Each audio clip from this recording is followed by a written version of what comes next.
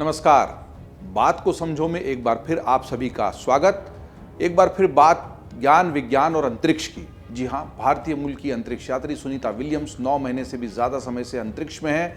8 दिन के लिए गई थी, लेकिन अभी तक लौट कर नहीं आ पाई हैं। वो, उनके साथी क्रू और साथ ही अमेरिकी मूल के ही बैरी बुच विल्मोर अंतरिक्ष में है। उनको लाने की कोशिशें तेज़ हो गई हैं।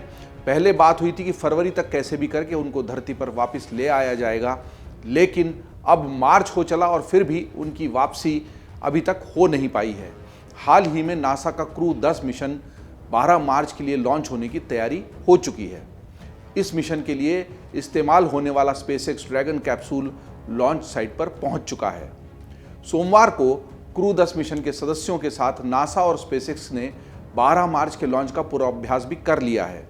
इस मिशन के साथ ही भारतीय मूल की अंतरिक्ष यात्री सुनीता विलियम्स और उनके साथी बैरी विल्मोर को जल्द ही पृथ्वी पर लाने की उम्मीदें और तेजी से बढ़ गई है। अमेरिकी अंतरिक्ष एजेंसी नासा ने कहा है कि दोनों मार्च के अंत तक धरती पर लौट आएंगे। दोनों 9 महीने से ही ज़्यादा समय से अंतरिक्ष में हैं, जैसा कि मैं आपको शुरू में बता रहा था। भारतीय मूल की सुनीता विलियम्स जो हैं और बैरी बुच विल्मोर हैं, वो 5 जून 2024 को 8 दिन के लिए अंतरिक्ष यात्रा पर गए थे, लेकिन अब 9 महीने होने के बाद भी वो स्पेस स्टेशन पर ही अटके हुए हैं। जिस स्टारलाइन विमान से दोनों यात्रियों ने अंतर्राष्ट्रीय स्पेस स्टेशन की उड़ान भरी थी, अब वह धरती पर वापस लौट आया है, लेकिन तकनीकी खामी के चलते यह यान बिना किसी अंतरिक्ष यात्री के धरती पर लौटा। या उसमें जो टेक्निकल ग्लिच आया, जो तकनीकी खराबी आई, उससे उसमें लोगों को साथ में लाना संभव नहीं था, उनकी जान का खतरा था। आइए ये जानते हैं कि सुनीता के नासा मिशन पर क्यों गई थी, ये क्या मिशन था और वो क्यों वहाँ जाकर अटक गई। यह मिशन किस लिए भेजा गया था, विमान आखिर बिना किसी अंतरिक्ष यात्री के ही क्यों लौट आया, और 12 मार्च को जो लॉन्च हो रहा है क्रू 10, वह क्या मिशन है, इस मिशन पर जा रहे अंतरिक्ष यात्री कौन हैं, और क्रू 10 जो नासा ने नाम दिया इस मिशन को, उससे सुनीता की वापसी कैसे होगी। सुनीता और बैरी क्रू 10 से वापस लौटेंगे तो इससे जो वापस यात्री साथ में जा रहे हैं क्रू 10 के, उनका क्या होगा, और सुनीता और बैरी से पहले क्या कोई अंतरिक्ष यात्री भी इतने लंबे से समय तक अंतरिक्ष में रहा है। आज बात को समझो में इन्हीं प्रश्नों का उत्तर जानने की कोशिश करेंगे, क्योंकि ज्ञान विज्ञान में दिलचस्पी रखने वाले लोग और अंतरिक्ष की तरफ टकटकी लगाकर इस मिशन की ओर देख रहे लोग भी इन सारे प्रश्नों के जवाब जानने में दिलचस्पी रखते हैं। बात को समझना जरूरी है। दरअसल सबसे पहले ये जानते हैं कि नासा का मिशन क्या है जिस पर ये सुनीता विलियम्स और उनके साथी अंतरिक्ष में गए। 5 जून 2024 को नासा का Boeing crew flight test mission launch किया गया। इस मिशन के तहत नासा ने अपने 2 अंतरिक्ष यात्रियों सुनीता विलियम्स और बैरी बुच विल्मोर को 8 दिन के लिए अंतरिक्ष में भेजा। दोनों को स्टारलाइनर अंतरिक्ष यान के जरिए मिशन में भेजा गया था। यह अंतरिक्ष यात्रियों के साथ अंतर्राष्ट्रीय अंतरिक्ष स्टेशन यानी ISS के लिए स्टारलाइनर अंतरिक्ष यान की पहली उड़ान थी। जिस मिशन पर सुनीता और बैरी हैं, वो नासा का व्यावसायिक क्रू कार्यक्रम का हिस्सा है, यानी इसके बिजनेस ऑब्जेक्टिव्स भी डिफाइंड है और उन बिजनेस या व्यावसायिक उद्देश्यों के लिए ही ये मिशन लॉन्च किया गया था। नासा का लक्ष्य है कि वह अमेरिका के निजी उद्योग के साथ साझेदारी में अमेरिका से अंतर्राष्ट्रीय अंतरिक्ष स्टेशन तक सुरक्षित, विश्वसनीय और कम लागत के मानव मिशन भेजे।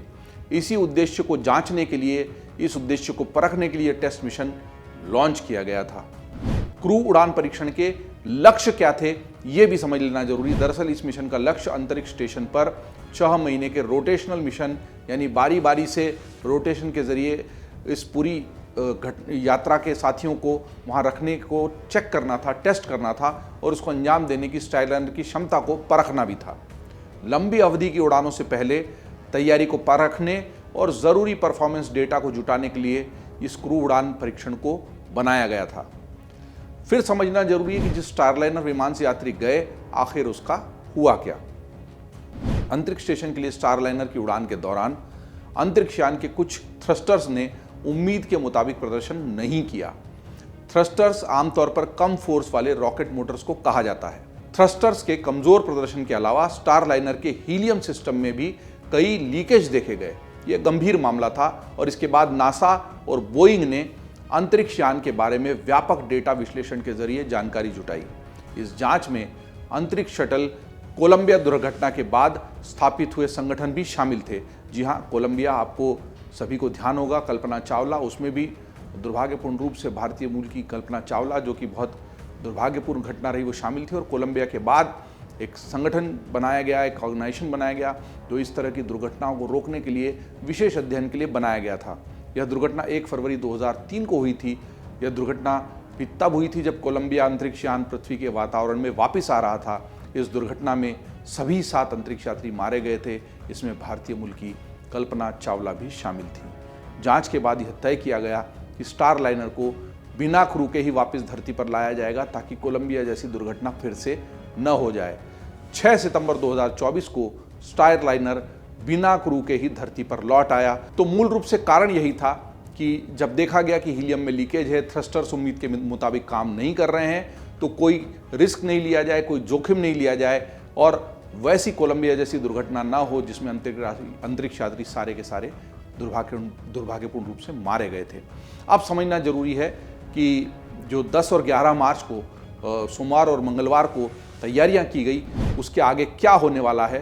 तो दरअसल 12 मार्च को यानी बुधवार को क्रू 10 को नासा के फ्लोरिडा स्थित कैनेडी स्पेस सेंटर से स्पेसएक्स के फैल्कन 9 रॉकेट के जरिए लॉन्च किया जाएगा। उसके एक दिन बाद यानी 13 मार्च को इससे गए 4 अंतरिक्ष यात्री ISS पर डॉक करेंगे। अंतर्राष्ट्रीय स्पेस स्टेशन पर क्रू 10 के सदस्यों के पहुंचने के बाद ISS यानी इंटरनेशनल स्पेस स्टेशन पर पहले से मौजूद चारों अंतरिक्ष यात्रियों को क्रू 10 की टीम को हैंडओवर कर दिया जाएगा। इस हैंडओवर की प्रक्रिया में लगभग 1 हफ्ते का वक्त लगेगा। इसके बाद सुनीता विलियम्स और उनके साथी वापस धरती पर लौटेंगे। नासा के मुताबिक ये अंतरिक्ष यात्री 19 या 20 मार्च तक पृथ्वी पर लौट सकते हैं। इस मिशन को क्रू 9 का नाम दिया गया है, मतलब क्रू 10 जाएगा और क्रू 9 के रूप में वो वापस आएगा। ये नासा की अपनी शब्दावली है। अब बड़ा सवाल ये खड़ा होता है कि सुनीता विलियम्स के साथ तो एक ही अंतरिक्ष यात्री गए थे, फिर 2 और कहाँ से आ गए और फिर कुल 4 लोगों के वापसी की बात क्यों हो रही है। दरअसल क्रू 9 मिशन के तहत जिन अंतरिक्ष यात्रियों को लौटाया जाएगा उनमें सुनीता विलियम्स, बुच विल्मोर के अलावा नासा के निक हेग और रूसी अंतरिक्ष यात्री अलेक्जेंद्र गोर्बुनोव भी शामिल होंगे। दरअसल हेग और गोर्बुनोव को सितंबर में सुनीता और बुच के रेस्क्यू के लिए ISS पर भेजा गया था। दोनों को 6 महीने तक ISS में रहकर वहां फंसे दोनों अंतरिक्ष यात्रियों को पृथ्वी में लौटाने की तैयारी करनी थी और कुछ परीक्षणों को अंजाम भी देना था। क्रू 10 मिशन में कौन कौन अंतरिक्ष में जा रहा है जो वहीं पर रुक जाएगा, ये सवाल भी बड़ा दिलचस्प है और उसको जान लेना जरूरी है, बात को समझना जरूरी है।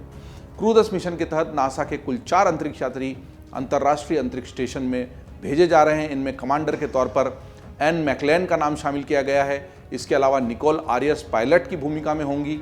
जापानी अंतरिक्ष एजेंसी JAXA के अंतरिक्ष यात्री तकुया ओनिशी मिशन स्पेशलिस्ट के तौर पर बेड़े में भेजे जाएंगे और वहीं रूसी अंतरिक्ष यात्री किरिल पेस्कोव भी मिशन स्पेशलिस्ट के तौर पर अंतरिक्ष में जा रहे हैं। ये 4 लोग जाएंगे, वहीं रुकेंगे और 4 वापस आ जाएंगे।